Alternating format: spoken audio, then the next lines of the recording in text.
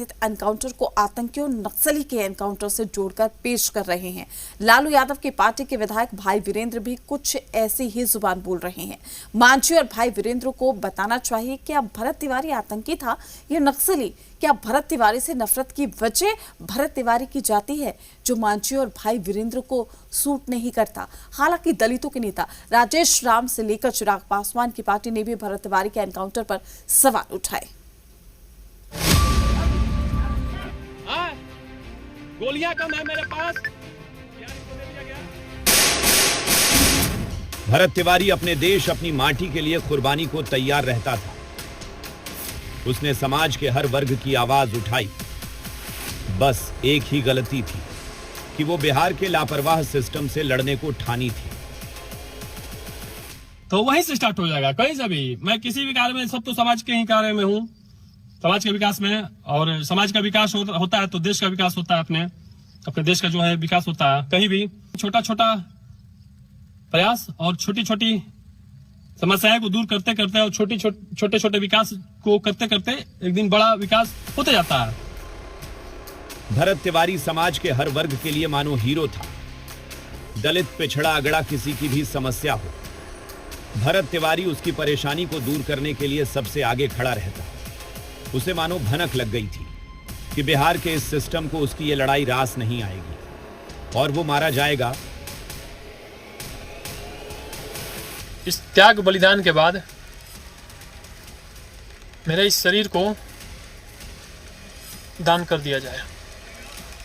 इस पर सबसे प्राथमिकता हमारी देश की सेना, हमारे आन बान शान भारतीय सेना, इंडियन आर्मी को दान कर दिया जाए।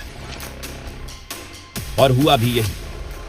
भरत तिवारी को बिहार पुलिस ने घेर कर मार डाला, वो भी तब जब वो निहत्था था। यार इनको दे दिया गया। इस कथित फर्जी एनकाउंटर के बाद एनडीए में मानो दरार पड़ गई। जीतन राम मांझी ने भरत तिवारी के एनकाउंटर को जाति का रंग दे डाला। मांझी की दलील थी कि दलितों और मुसलमानों के एनकाउंटर पर जब चुप्पी साधी जाती है तो भरत तिवारी के एनकाउंटर पर यह शोर क्यों? जाति की राजनीति करने वाले मांझी को बताना चाहिए। क्या भरत तिवारी के एनकाउंटर पर सिर्फ इसलिए किसी को आवाज नहीं उठानी चाहिए क्योंकि वो ब्राह्मण था? आरजेडी विधायक भाई वीरेंद्र भी सुनिए भरत तिवारी के कथित फर्जी एनकाउंटर को कैसे बयां कर रहे हैं। अकलियतों की हत्या होती है तो उसे आतंकवादी कहकर कहा जाता कि आतंकवादी था, वहां भी कोई नेता नहीं जाता है।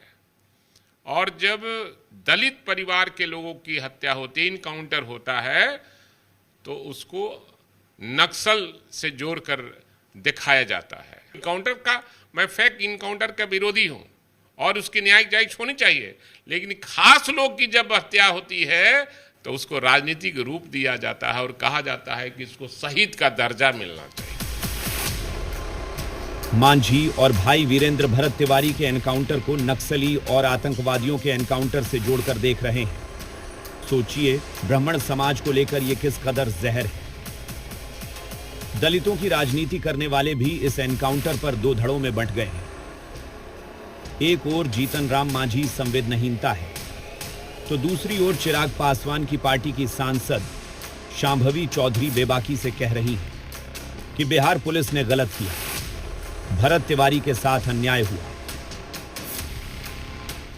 इस तरीके के एनकाउंटर्स जब सामने वाला आपके सामने निहत्था हो, सरेंडर कर दिया हो, उसके बाद आप उसका इतने बेरहमी से एनकाउंटर करें, इतने बेरहमी से उसकी हत्या करने का कोशिश करें, ये गलत है।